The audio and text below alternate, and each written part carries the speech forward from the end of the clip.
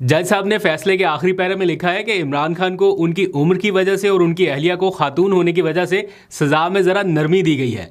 ये नरमी क्या है और उन्हें रिलीफ किस तरह से दिया गया है, ये बड़ा दिलचस्प है। जब जज साहब चले गए तो खान साहब ने कहा मुझे हुआ क्या है, तो मैंने उन्हें बताया जी ये सजा हुई है, जिस पर वो मुस्कुराए। तो उसमें ना जज थे ना हम थे। मेरी इमरान खान साहब से तो मुलाकात हुई ही प्रोसीडिंग्स के बाद है।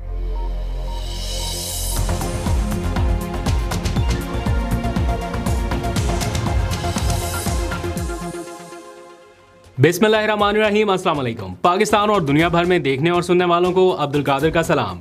पाकिस्तान में 20 दिसंबर की सुबह का आगाज इस खबर के साथ हुआ कि इमरान खान और उनकी अहलिया को 10-10 साल कैद की सजा सुना दी गई। इस खबर को लेकर सारे नेशनल मीडिया के ऊपर हेडलाइंस चल रही हैं, ट्रांसमिशन चल रही हैं। इमरान खान को पहले 14-14 साल कैद की सजा हो चुकी है, सुनाई जा चुकी है, तो इसलिए इस 10-10 साल कैद की सजा से उन्हें क्या फ़र्क पड़ेगा, इसके बारे में बात करते हैं। अडयाला जेल के अंदर और बाहर का क्या माहौल था वो भी आपको बताना है। उनके वकला को कैसे एक्सेस मिली बड़ी मुश्किल सूरत हाल के दौरान, और फिर इमरान खान का मूड टेम्परामेंट कैसा था, क्या उन्होंने बाहर मैसेजेस भेजे हैं, ये डिटेल ज़रा डिस्कस करते हैं।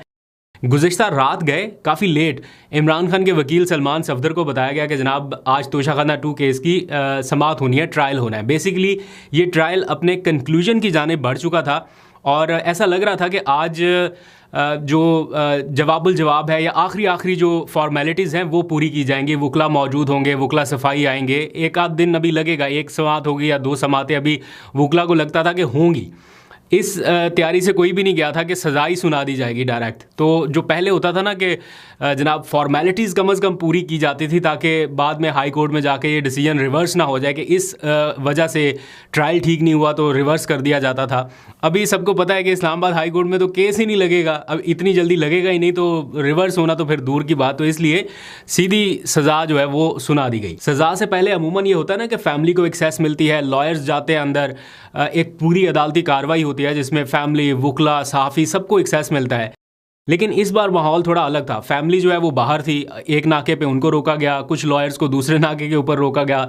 हमने देखा जो सेक्रेटरी जनरल है सलमान अकरम राजा, वो नहीं जा पा रहे थे, हालांकि वो लॉयर हैं। वो पुलिस वालों को कह रहे थे कि मैं वकील हूँ इस केस में, मुझे जाने दो, उनको नहीं जाने दिया जा रहा था। सलमान सफदर बताते हैं कि उनको बड़ी मुश्किल से एक्सेस मिल पाई इमरान खान तक, और वो बल्कि वो बता रहे थे कि उनके इमरान खान तक पहुँचने से पहले ही शायद सज़ा सुना दी गई। तो इस तरह के एनवायरनमेंट में ना सिर्फ ये सज़ा सुनाई गई बल्कि 1 करोड़ 64 लाख रुपए का जुर्माना भी आयद किया गया है।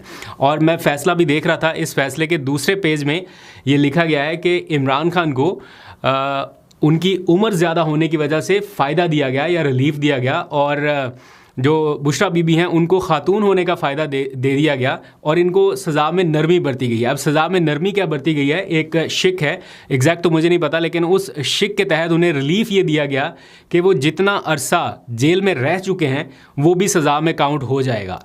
यानी जितने टाइम से वो इस केस में, केस की प्रोसीडिंग के दौरान जेल के अंदर थे, तो वो उन्होंने, जज साहब ने बड़ा रिलीफ ये दिया है कि वो काउंट हो जाएगा। हालांकि सज़ा जो है वो ज़्यादा ही सुनाई गई है, कोई ये नहीं है कि 3 साल 5 साल कोई इस तरह की सज़ा में कोई नरमी करके सज़ा कम कर दी गई, वो तो 10-10 साल पूरी सुनाई है।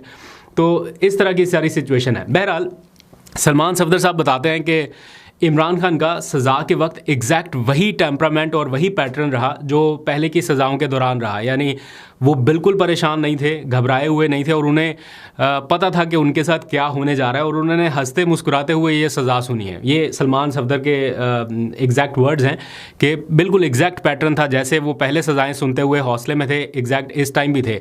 हाँ, ये ज़रूर है कि इमरान खान को ये लगता था कि जो गवाहान इस ट्रायल के दौरान पेश किए गए हैं उन्होंने ऑलरेडी इस केस को इतना कमज़ोर कर दिया है और इसको ख़त्म हो जाना चाहिए। अगर फेयर ट्रायल के तहत ये केस चले तो इसको ख़त्म होना बनता है। लेकिन बहरहाल जो सर्कमस्टांसेस चल रहे हैं इसका उन्हें भी बखूबी अंदाज़ा था, और अब उन्होंने अपने लॉयर्स को ये हिदायत की है कि वो इस केस को फाइट बैक करें और इस्लामाबाद हाई कोर्ट जाएँ। इमरान खान साहब हमेशा की तरह आज भी मुस्कुरा रहे थे जब उन्होंने सज़ा अपनी सुनी।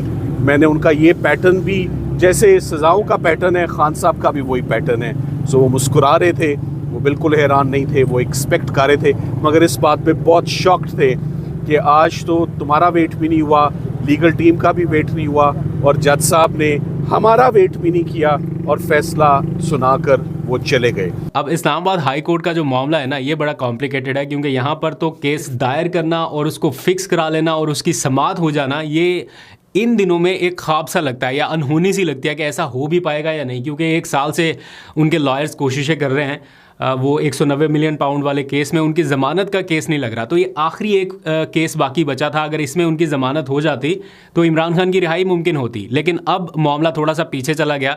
अब अगर 190 मिलियन पाउंड केस में ज़मानत हो भी जाए तो अब वो इस केस में गिरफ्तार हैं, यानी कि इस केस में एक नए सिरे से अदालती जंग जो है वो शुरू हो जाएगी। बहरहाल जब कभी मामला ठीक होने हुए तो उसमें 2-4 दिन भी सारा कुछ ये रिवर्स हो जाता है, और अगर नहीं ठीक होने तो फिर वो 190 मिलियन पाउंड वाला केस भी तो 1 साल से पेंडिंग चलता आ रहा है। तो जब ये कभी बातचीत हो, डायलॉग होंगे, तो उस नतीजे में कोई रिलीफ मिलेगा। एंड बाय द वे, आज की जो सज़ा सुनाई गई है वो इंसदादे रिश्वत सतानी के इल्ज़ामात के तहत सुनाई गई है, और वही सारा वो ज्वेलरी सेट लेने का सारा इल्ज़ाम जिसमें उनके मिलिट्री सेक्रेटरी गवाह बने, उनके वो घर के जो मुलाजमीन थे कुछ, उनकी गवाहियाँ शामिल की गई। और इमरान खान काफ़ी कॉन्फिडेंट थे कि मिलिट्री सेक्रेटरी की गवाही जिस तरह से आई है उसके बाद उन्हें लगता था कि ये केस फारिग है, लेकिन समहाउ फिर ये सज़ा सुना दी गई। और बहुत अरसे से ये केस रुका हुआ था, पेंडिंग में चल रहा था, शायद इसलिए कि बीच में कोई मुज़ाकरात का रास्ता तलाशा जा रहा था या कुछ ऐसा।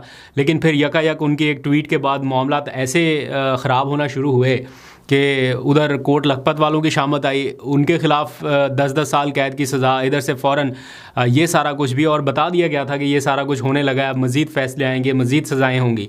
तो 14 साल की सज़ा तो ऑलरेडी उनको दी जा चुकी है, अब उसके ऊपर ये 10 साल की जो सज़ा है ये अगर मजबूरी तौर पर काउंट करें तो पता नहीं कितने सालों की सज़ा बन जाती है। बहरहाल ये काटनी इकट्ठी होती है, ऐसा नहीं है कि इतने साल तक ही जेल में रहना है। तो ये सारी सिचुएशन इस टाइम चल रही है। दूसरी जानिब जो उनके लॉयर्स हैं, जो उनकी फैमिली है, वो ज़ाहिर बात है मुशावरत इस टाइम कर रहे हैं, अडयाला जेल के बाहर भी मौजूद हैं, वैसे भी ओवरऑल पार्टी के अंदर भी, कि इसके ऊपर क्या अब करना है। फोरम तो ऑब्वियसली हाई कोर्ट का ही बाकी बचता है, तो हाई कोर्ट से वो निकलेंगे तो कहीं सुप्रीम कोर्ट की तरफ जा पाएंगे, तो हाई कोर्ट में उन्हें काफ़ी टाइम लग जाएगा। देखते हैं कि कैसे उसको आगे लेके बढ़ते हैं।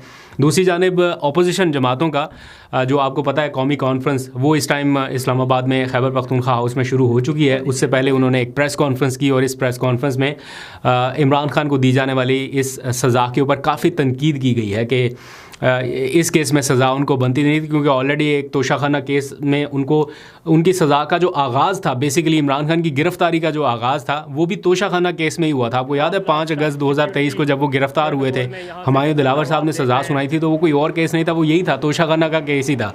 तो एक बार सज़ा के बाद फिर उसी किस्म के केस में एक और सज़ा, तो ये भी एक डिफरेंट पैटर्न देखने में आ रहा है कि एक जैसे इल्ज़ामात की नौयत में अलग अलग सज़ाएँ हो रही हैं। तो बहरहाल इसको कंडेम किया गया तहरीक तहफ़्फ़ुज़ आईन पाकिस्तान की जानिब से, और वो कर भी कह सकते हैं।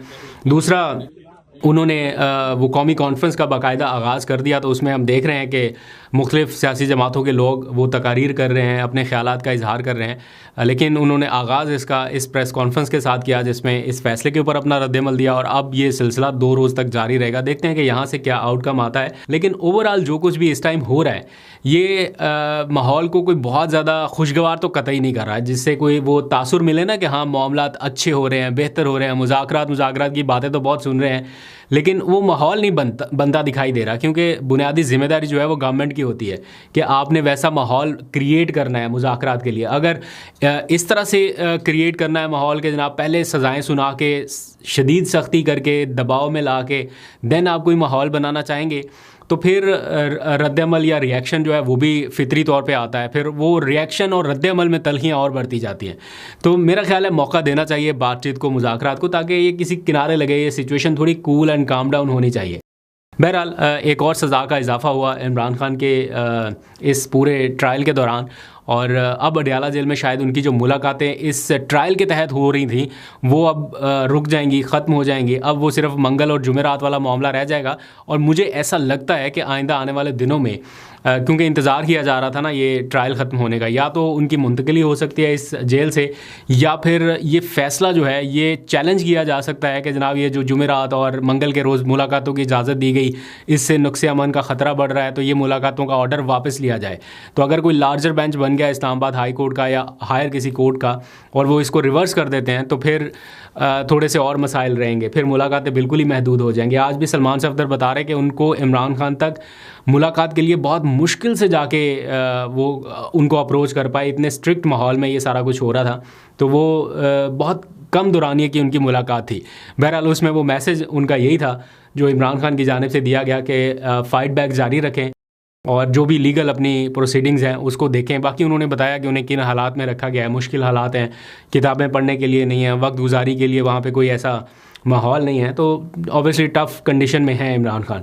बाकी देखते हैं कि उनके लिए क्या फ़र्दर इस निज़ाम में आसानी उनको मिल सकती है या नहीं, ये उनके अपने फ़ैसलों पे भी डिपेंड करता है। और बाकी उनके जो बाहर के लोग हैं वो भी सारा कुछ अगर इमरान खान के कंधों पे छोड़ दें कि बस जो वहाँ से आएगा तो हम उसके तहत ही चलेंगे, मेरा ख्याल है अब इन्हें कुछ स्टेप्स खुद, कुछ डिसीजंस बड़े खुद करने पड़ेंगे इमरान खान को रिलीफ दिलवाने के लिए। देखते हैं, आपको फ़र्दर अपडेट करते रहेंगे। आज तक के लिए इतना ही, अपना बहुत सा ख्याल रखिए, बल्कि अभी तक के लिए इतना, अपना बहुत सा ख्याल रखिए। अल्लाह हाफ़िज़।